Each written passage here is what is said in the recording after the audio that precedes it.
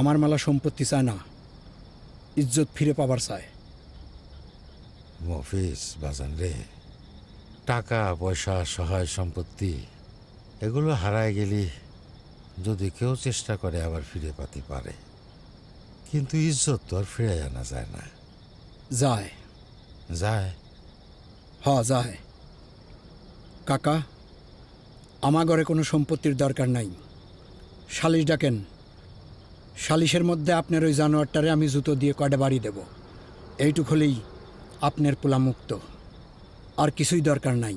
বাজান বাজান বাজান, আমার মান সম্মান। আমার ঘরে মান সম্মান নাই, আমার ঘরে ইজ্জত নাই।